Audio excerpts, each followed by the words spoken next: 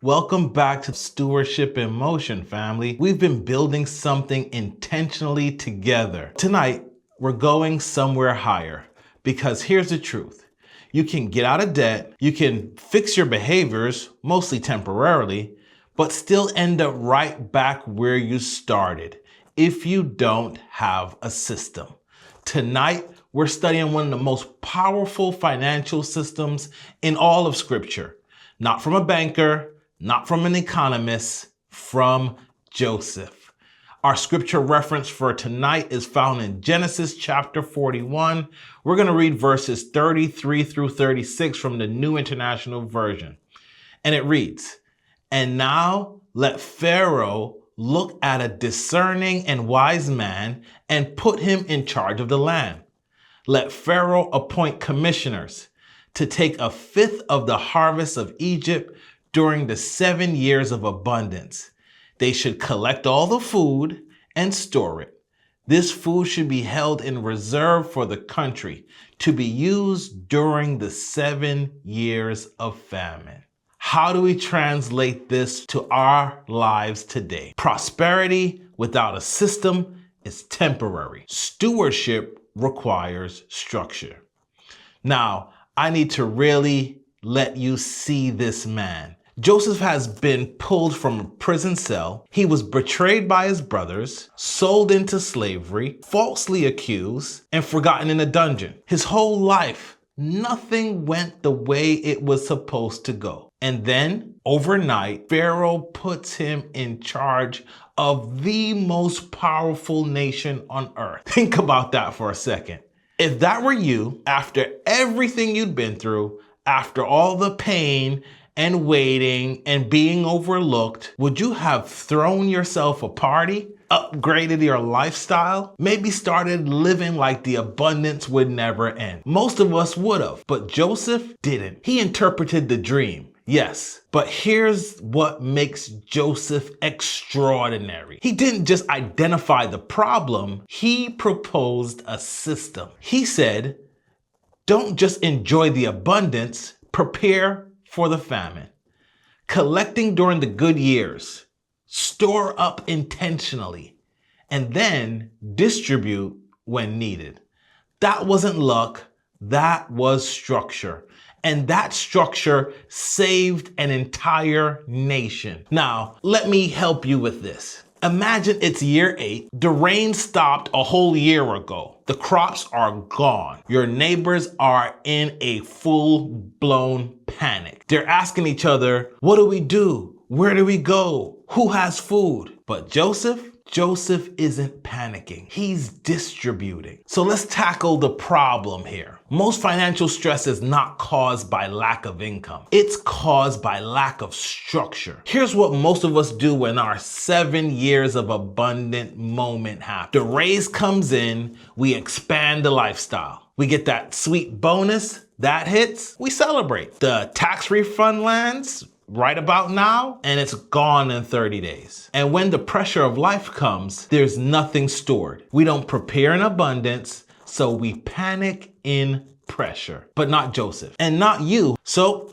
let's dive into a solution framework. I call this the Joseph Stewardship System. Step 1, capture. Do not consume everything. Joseph's first move was this: collect a portion. He didn't say save what's left. He said take intentionally before anything else happens. Scripture says 1/5, 20%. Now, let me be clear on that number, because someone in here will hear 20% and immediately feel guilty or like, this is absolutely impossible for me. Let me just swipe on past whatever line I was talking about. Joseph's 20% is not a law.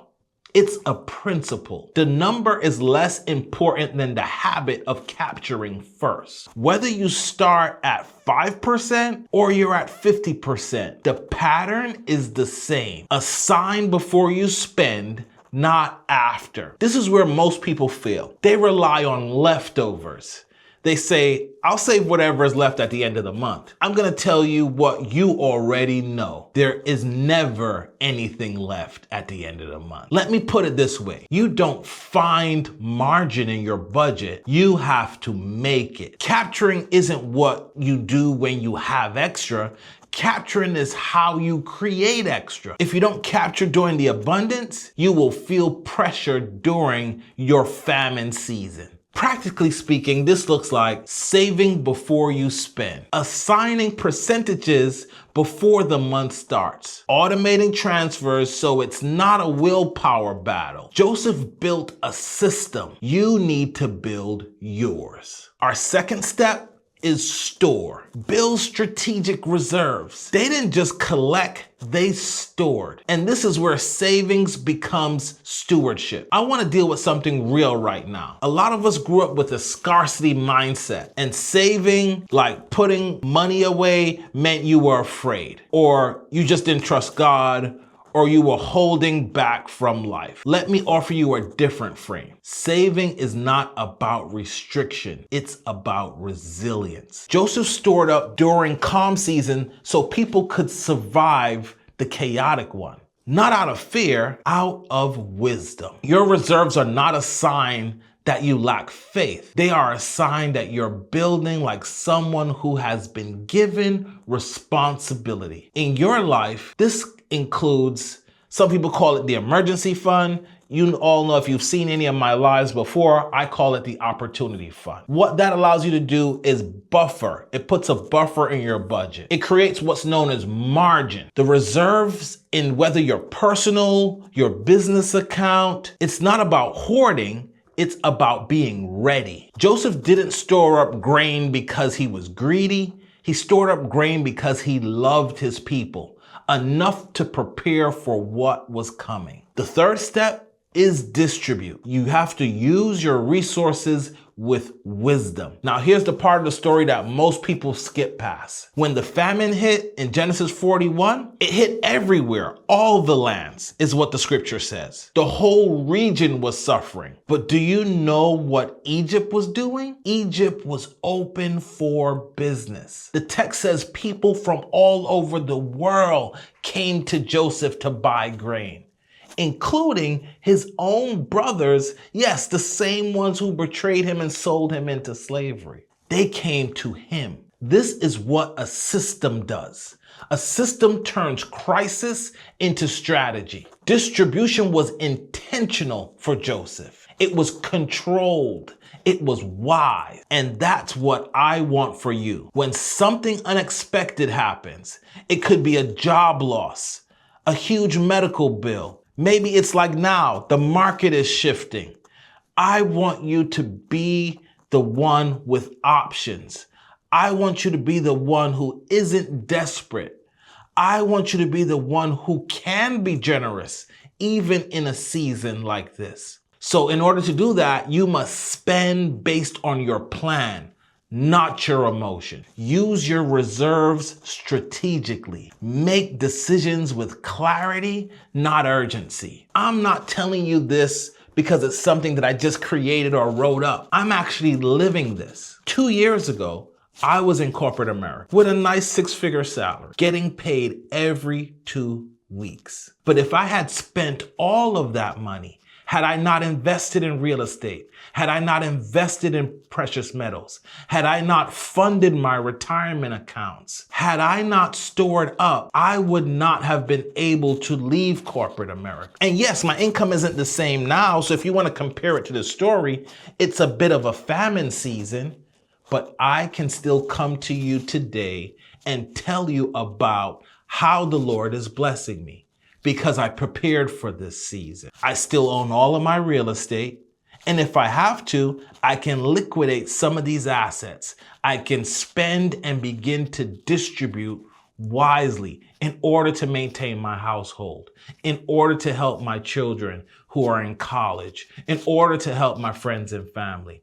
This is the principle that I'm teaching to all of you. Why was I able to do that? Because I had a system, and systems don't just protect you, they position you. I would have never been able to leave corporate when the environment was unhealthy in order to pursue my purpose and my own personal ambitions. So this is not just something I'm advising to you. This is advice that I've kept for myself. So let's bring it all together. Joseph's system was 3 simple moves. Number 1, capture intentionally.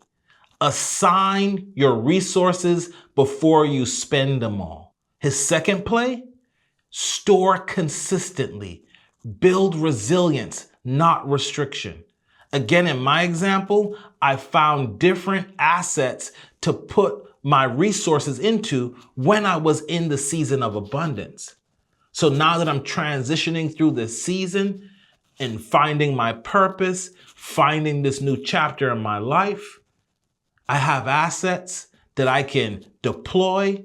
I have assets that I can sell, reconstitute, but I'm not homeless. I'm not desperate. That is what I want for you. Third step, I just mentioned it. Distribute wisely. Spend by plan, not by pressure. You should have a plan for where all of your dollars go. That's what sustainable stewardship looks like. Not reacting, building. So let me ask you the question that matters most this week. Are you living off income or managing through a system? Let that resonate for a while. I'll ask it again. Are you living off income or are you managing through a system? Because income without a structure creates stress. Income with a system can create peace. And income with a system over time will create options for you. You won't just be stuck in that 9-to-5 or that corporate job that doesn't bring you peace and may be robbing you of your sanity. You'll have options, just like I have options. So I want to invite you to the MOB financial community. Inside MOB, we will help you build allocation systems that assign every dollar before the month starts. We'll help you outline reserve strategies so you're never caught off guard by a bill, car maintenance, or any other crisis that may arrive in your life. We'll help you build out weekly financial rhythms that make your stewardship a habit. And then, of course, we give you real life structures that work for your actual income, not an ideal situation, your situation.